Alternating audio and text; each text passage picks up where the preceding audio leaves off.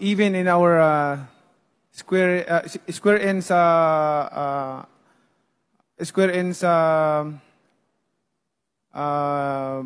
land will be giving up to them, and we will fight because we are Filipino. And also third, I mean that's third.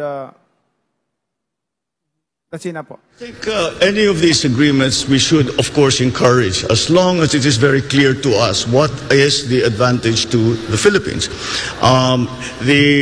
What the professor just mentioned was she spoke about the great powers trying to carve out spheres of influence. I reject that model that I believe no longer applies in the geopolitics of the modern world.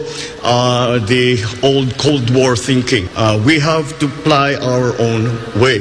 And so it really would depend on what is inside, or what those agreements say.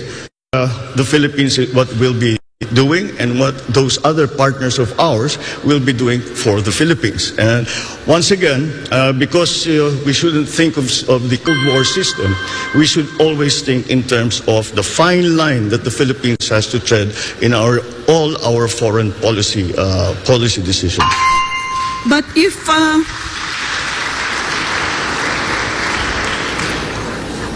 Mr. Marcos, if you reject the concept of spheres of influence, does that mean you're going to scuttle the Mutual Defense Treaty when you become President of the Republic?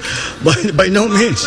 Linked to the United States of America as a defense ally. No, by no means. The relationship with the United States, our special relationship with the United States, is not something that we can treat, be cavalier about. It is a very important one, and it has stood us in good stead for over 100 years.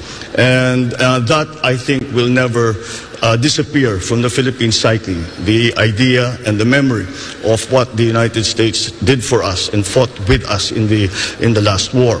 And so that is a specific part of our foreign policy.